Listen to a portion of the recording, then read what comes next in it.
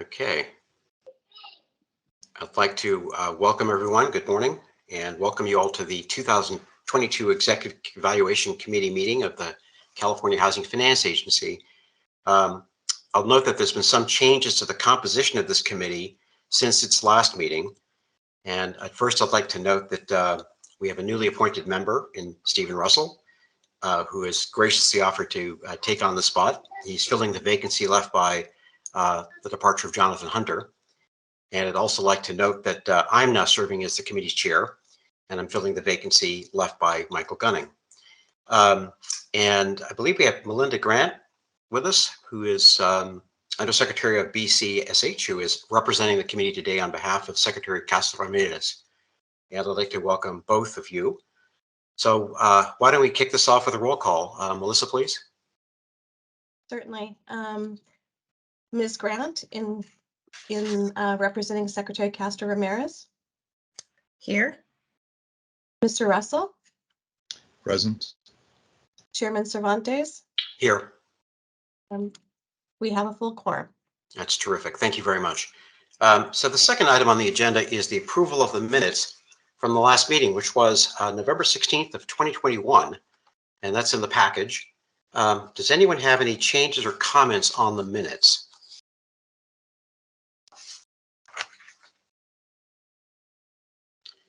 I don't see anything or hear anything, and given that, may I hear a motion to approve the meeting minutes?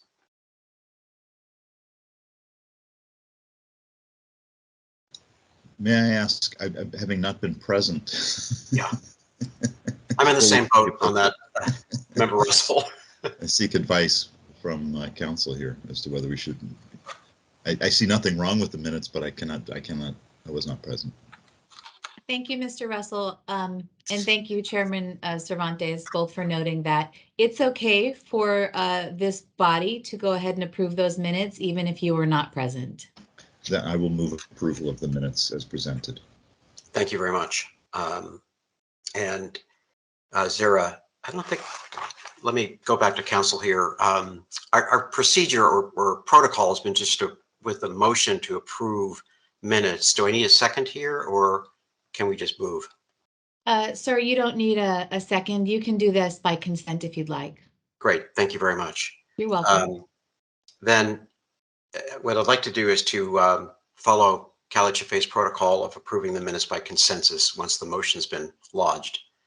And thank you, Member Russell.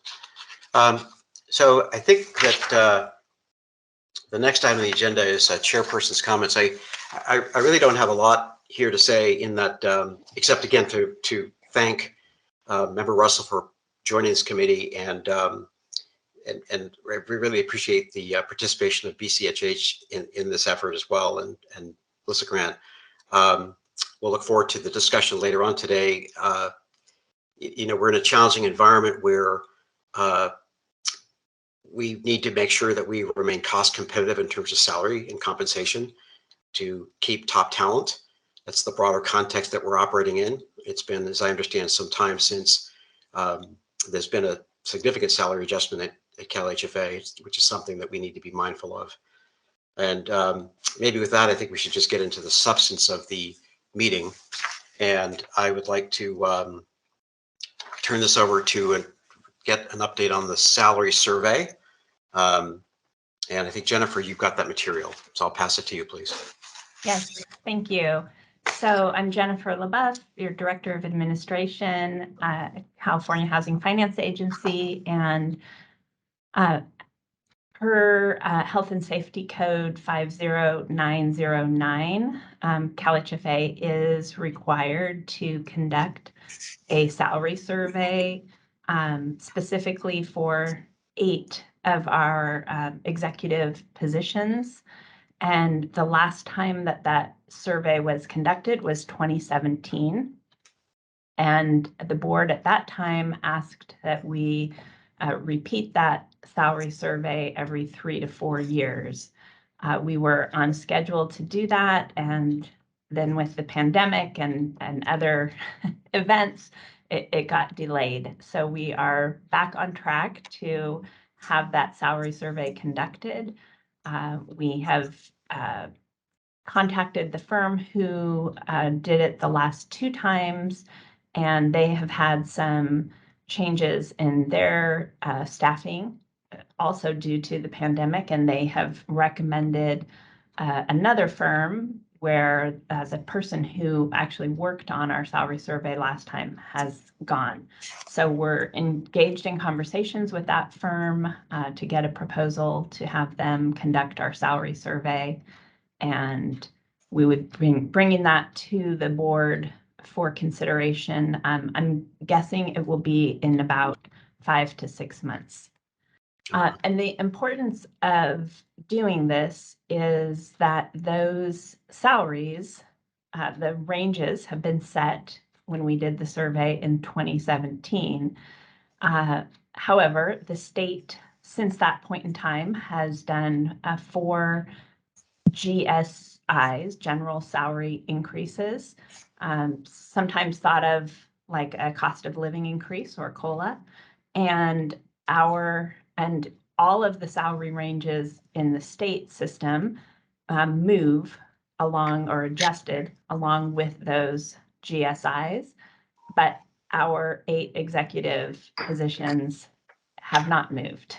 So they're locked in at the rate that was set in 2017. So once someone has hit the top of that range, there's really no opportunity to increase their salary, even if the cost of living has increased. So I don't know if the committee has any questions about that process. I have a couple, but I'd like to see if any other members of the EDC have any questions or comments. And I'm Not at this time. Thank you. thank you. And Member Grant, are any questions? No, not at this time, Chair. Great. I think for me, and maybe just as an order of magnitude. So if I understand this, so 2017 was the last time CalHFA did an adjustment. We're locked in, given our nature. Meanwhile, Correct. Big picture at the state, there's been 4 adjustments for inflation or whatever. Just on a rough basis, what do those aggregate to? Is there an easy way to sort of say it's X percent when you take the 4 changes into account? I'm sorry, I don't have the exact percentages, but I believe they have been right around 2.5%. So the 4, together would be about a 10% increase. Okay. So just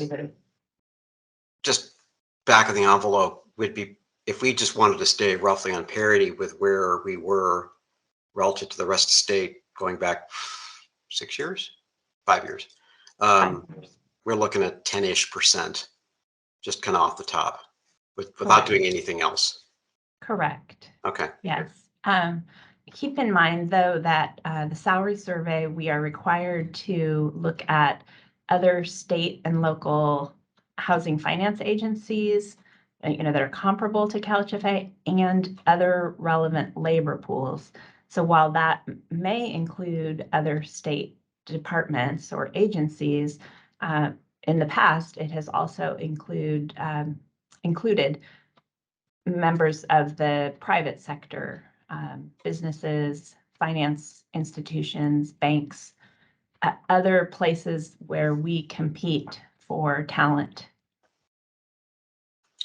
Right.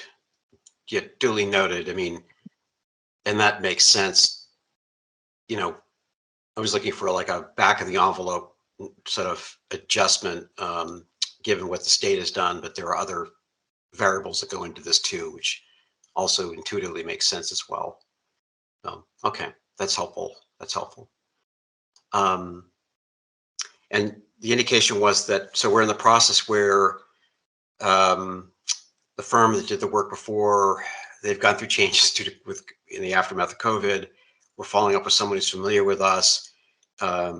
He or she's going to finish this process, and then at that point we can launch something. So we're probably looking at something in the middle of next year. Yes. Okay. Just to give myself a sense of this. Given our fiscal year starts on July 1, would you think we could have something available for us to consider as we're doing budgeting for fiscal 23, 24? Yes, well, I believe that we will have something in the magnitude of maybe 5 months from now. So Okay. that likely will be a little bit past our budgeting process, but certainly we can budget kind of with that in mind. We can take that into consideration that, you know, we're maybe anticipating possible increases to be available. Okay. All right. Well, that's a good thing to keep in mind then. Yes. Okay. Thank you very much. That's very helpful. Maybe before, and Jennifer, is there anything else that you wanted to present in this segment? I don't think so. Okay. All right. So then, unless Member Russell or Member Grant have any follow-up questions, I think we're ready to move on to our next area, which is the closed session. And the we're going to rely on Mark and the team to sort of make all that magic happen. And we'll be back after the closed session wraps up. Okay, I will open that up here. Thank you.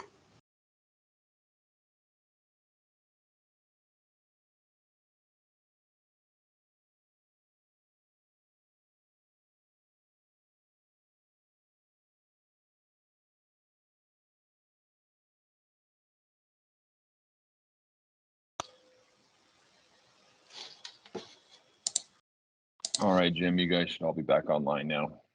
Thank you very much, Mark. So the committee has completed its evaluation of the executive director. I would certainly like to thank my colleagues, Linda Grant and Stephen Russell, for a very thoughtful and thorough discussion. And I think now would be the appropriate time to discuss the committee's committee's perspective on the salary adjustment for the executive director. So I think I should turn Jennifer. I don't think you might have some information or materials for us. I do have some information for you. So earlier in the meeting, you asked me about the percentage increases that the state had issued that CalHFA's salary ranges had not encompassed. And I'm sorry, I estimated that it was about 10%, but I looked that up and it was 14.55% increase since November of 2017 that CalHFA did not take advantage of.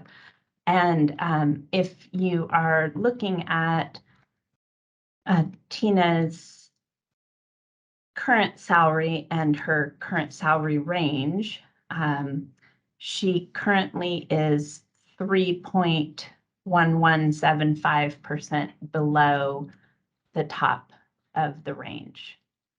So if you were going to make any recommendations, know that at this time, 3.1175% would be the maximum increase she could receive.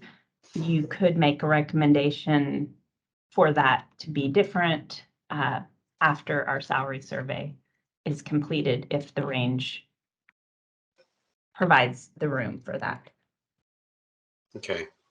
And just so I'm clear, the 14.55% change, which speaks to the last salary survey in 2017 to now, instead of trying to benchmark relative to other state agencies. In as much as Tina came into her position in August of last year, was that the salary for that didn't go back to the 2017 figure, did it? Or is it sort of is there a mark to market, so to speak? Yes. So she came into her position and she was put within the range that was established in November of 2017. Okay. when the last salary survey was done. Okay. The ranges for the state as a whole have increased 14.55% since November of 2017. And the range that Tina was hired at had not moved. Okay. So we're still on the 2017 box then. Correct. Okay. Okay. With respect to the ranges, is that Correct. okay? I'm just trying to understand. Thank you so much for clarifying. Okay, I guess I've got a couple of thoughts, but I want to see if our other members of the committee have thoughts they'd like to share. If I could ask Member Grant or Member Russell for what they might be thinking. Thank you, Chair, so much for that, for those questions and the clarifications from board staff. I don't have any further questions at this time, but I would imagine and momentarily I'll engage here shortly, just processing the answers that we just received. So I guess I'd like clarity on the nature of the decision that would be before us at this moment. Are we looking at making recommendations within the box that's already been created, or are we looking ahead to the salary survey to make recommendations at that time, or both? If I can, Chair, that's up to you as the committee. You can do one or the other or both. I just wanted you to be aware of the limitations of any recommendations that you might make for right now. So it is conceivable. So one reasonable approach would be to go to the maximum of the existing salary range that has been authorized, and then subsequently, following the salary adjustment, which really will be done in concert with budget development, make an additional recommendation at that time. Yes. Okay. I mean, so just we've just spent, a better part of, I want to say 2 hours in great depth discussing what we felt doing this review. I would be more than happy to move to the maximum of the existing salary range of the position at this time, if that's an appropriate motion. Okay.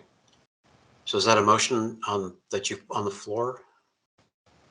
So let me rephrase that to make sure I've captured this. So if this were a motion, this would be to increase the executive director salary to the top end of the range for that position, which is approximately 3.117%. Is that correct? And then reevaluate after successful completion of the salary survey. And probably, I don't know if we need to set the additional limitation that would be part of next year's budget, or whether we can do it if the salary. I think just following the salary survey, we can see how long that takes and make additional recommendations once that survey is completed. right? Okay, so that's a motion on the floor. Is there a second?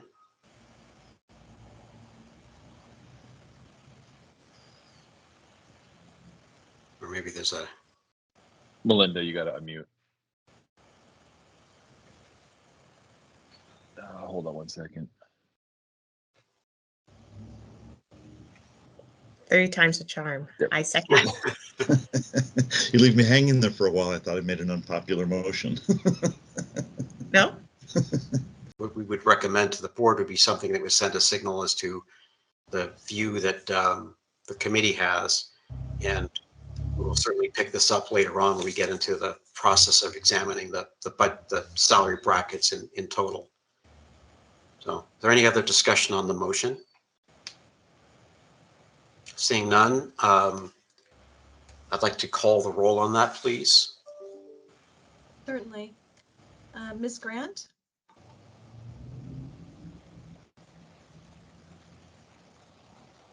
I'm sorry, Ms. Grant, I didn't hear you.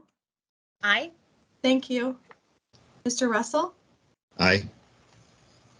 Chair Cervantes, Aye. your motion has passed. Great. Thank you all very much. The next item on the agenda is the annual review of the committee charter, which is included in the packet. I understand that staff is not recommending any change to the charter. I kind of went over it myself. I don't really think I would recommend any changes either at this point. But is there any information or materials that staff would like to present on this point?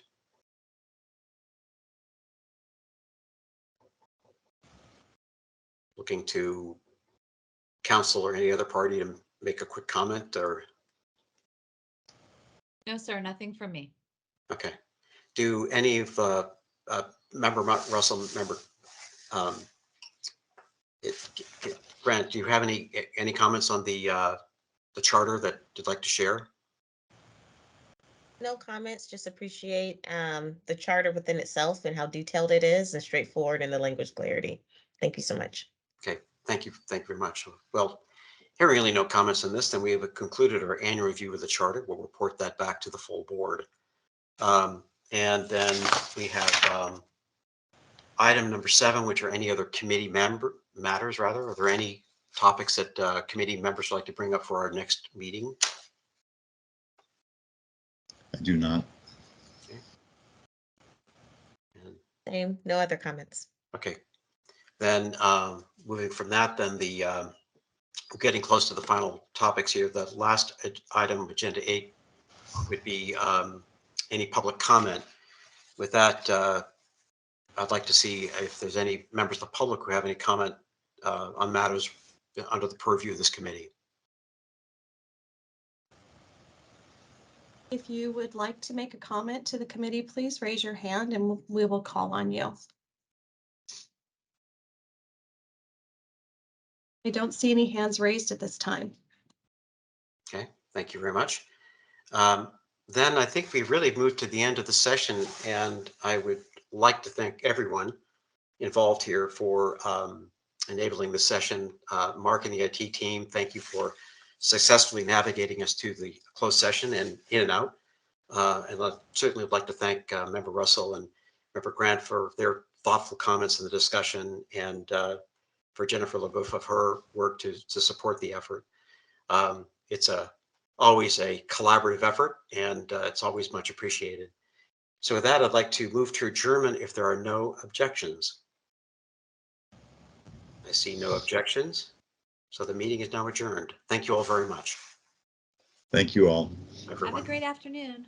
Thank you. Great. Thank you. Bye, everyone. Linda, it was a pleasure spending the afternoon with you. That's right. Well, Jim too. I didn't know Melinda before. Likely. Great job, Mr. Chair. And it's also always a pleasure, Stephen. And thank you, board staff. Okay. Thank you all very much.